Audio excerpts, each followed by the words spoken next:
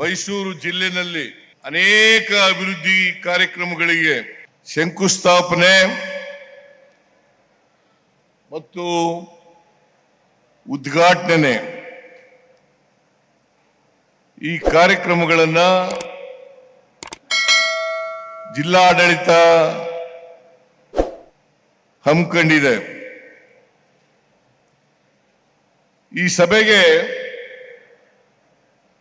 ಜೆಡಿಎಸ್ನವರು ಬಿಜೆಪಿಯವರು ಬರಬೇಕಾಗಿತ್ತು.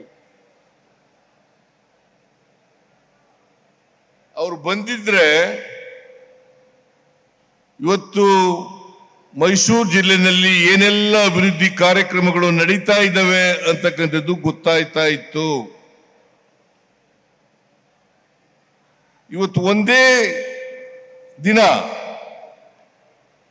2578 ಕೋಟಿ 2078 ಕೋಟಿ ರೂಪಾಯಿಗಳಿಗೆ ಶಂಕುಸ್ಥಾಪನೆ ಮತ್ತು ಉದ್ಘಾಟನೆಯನ್ನ ಮಾಡ್ತಾ ಇದ್ದೇವೆ. ನಾನು ಬಿಜೆಪಿಯವರಿಗೆ ಜೆಡಿಎಸ್ನವರಿಗೆ ಕೇಳ್ತಾ ಇದ್ದೀನಿ, ನೀವು ಆರೋಪಗಳನ್ನ ಮಾಡ್ತೀರಿ, ಸುಳ್ಳು ಆರೋಪಗಳನ್ನ ಮಾಡ್ತೀರಿ, ಸುಳ್ಳು ಅಪವಾದಗಳನ್ನ ಮಾಡ್ತೀರಿ. ನಾನು ಅನೇಕ ಬಾರಿ ಹೇಳಿದ್ದೀನಿ, ನಿಮಗೆ ಸತ್ಯ ಗೊತ್ತಾಗಬೇಕು ಅಂತಂದ್ರೆ, ಜನರಿಗೆ ಸುಳ್ಳು ಹೇಳೋದನ್ನ ನಿಲ್ಲಿಸಬೇಕು ಅಂತನ್ನೋದಾದ್ರೆ, ಜನರನ್ನ ತಪ್ಪು ದಾರಿಗೆ ಎಳೀತಕ್ಕಂಥ ಪ್ರಯತ್ನವನ್ನ ಮಾಡ್ತಕ್ಕಂಥದನ್ನ ನೀವು ನಿಲ್ಲಿಸಬೇಕಾದ್ರೆ ನೀವೆಲ್ಲರೂ ಕೂಡ ಒಂದೇ ವೇದಿಕೆಗೆ ಬರಬೇಕು. ಬಿಜೆಪಿಯ ಮುಖಂಡರು, ಜೆಡಿಎಸ್ನ ಮುಖಂಡರು ಒಂದೇ ವೇದಿಕೆಗೆ ಬಂದ್ರೆ ನಾನು ಆ ವೇದಿಕೆಗೆ ಬರಲಿಕ್ಕೆ ತಯಾರಾಗಿದ್ದೀನಿ. ಚರ್ಚೆ ಮಾಡೋಣ. ನೀವೇನು ಮಾಡಿದ್ರಿ, ನಾವೇನು ಮಾಡೋದು, ನೀವೇನು ಮಾಡಿದ್ರಿ, ನಾವೇನು ಮಾಡೋದು ಅಂತಕ್ಕಂಥದ್ದನ್ನ ಚರ್ಚೆ ಮಾಡೋಣ. ಇವತ್ತು ಅಭಿವೃದ್ಧಿ ಕಾರ್ಯಕ್ರಮಗಳಿಗೆ ಹಣ ಇಲ್ಲದೆ ಹೋಗಿದ್ರೆ ಬಿಜೆಪಿಯವರು ಹೇಳ್ತಾರೆ,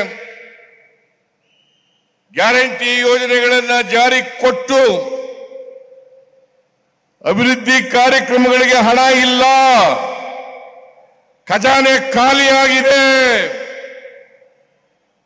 ರಾಜ್ಯ ಸರ್ಕಾರ ದಿವಾಳಿಯಾಗಿದೆ. ದಿವಾಳಿಯಾಗಿದ್ರೆ, ಖಜಾನೆ ಖಾಲಿಯಾಗಿದ್ರೆ ಇವತ್ತು 2578 ಕೋಟಿ 2578 ಕೋಟಿ ರೂಪಾಯಿಗಳಿಗೆ ಶಂಕುಸ್ಥಾಪನೆ ಉದ್ಘಾಟನೆಯನ್ನ ಮಾಡ್ಲಿಕ್ಕೆ ಆಗ್ತಾ ಇರಲಿಲ್ಲ. ಬೇಕಾದ್ರೆ ನೀವು ವೆರಿಫೈ ಮಾಡಬಹುದು, ಯಾರು ಬೇಕಾದ್ರೂ ವೆರಿಫೈ ಮಾಡಬಹುದು. ಮೈಸೂರು ನಗರದಲ್ಲಿ ಬಿಜೆಪಿ ಒಬ್ಬ ಶಾಸಕರಿದ್ದಾರೆ, ಹುಣಸೂರಿನಲ್ಲಿ ಜೆಡಿಎಸ್ ಶಾಸಕರಿದ್ದಾರೆ.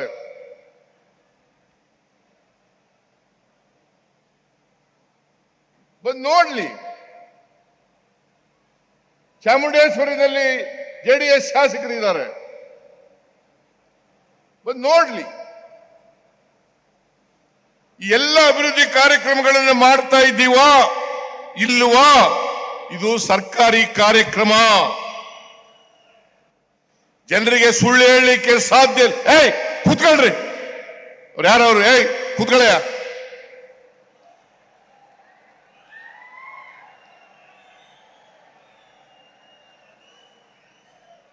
ಪೇಟ ಕೂತ್ಕೋ.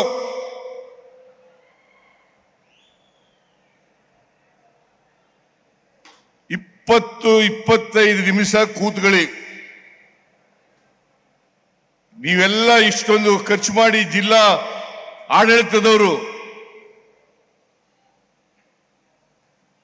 ಖರ್ಚು ಮಾಡಿ ಇಷ್ಟೊಂದು 2578 ಕೋಟಿ ರೂಪಾಯಿಗಳನ್ನ ಹೆಚ್ಚಾಗಿ ಮೈಸೂರು ನಗರದಲ್ಲಿ ಖರ್ಚು ಮಾಡಿ ನಿಮಗೋಸ್ಕರ ಈ ಕಾರ್ಯಕ್ರಮವನ್ನು ಹಮ್ಮಿಕೊಂಡಿರ್ತಕ್ಕಂಥದ್ದು. ಲೇಟೆಸ್ಟ್ ಹಾಗೂ ಇಂಟ್ರೆಸ್ಟಿಂಗ್ ಸುದ್ದಿಗಳಿಗಾಗಿ ಬಾಸ್ ಟಿವಿ ಕನ್ನಡ ಚಾನೆಲ್ನ ಸಬ್ಸ್ಕ್ರೈಬ್ ಮಾಡಿ. ಹಾಗೆಯೇ ಬೆಲ್ ಐಕಾನ್ ಪ್ರೆಸ್ ಮಾಡಿ. ಇದರ ಜೊತೆಗೆ ಫೇಸ್ಬುಕ್, ಇನ್ಸ್ಟಾಗ್ರಾಮ್, ಎಕ್ಸ್ನಲ್ಲೂ ಮಿಸ್ ಮಾಡದೆ ಫಾಲೋ ಮಾಡಿ.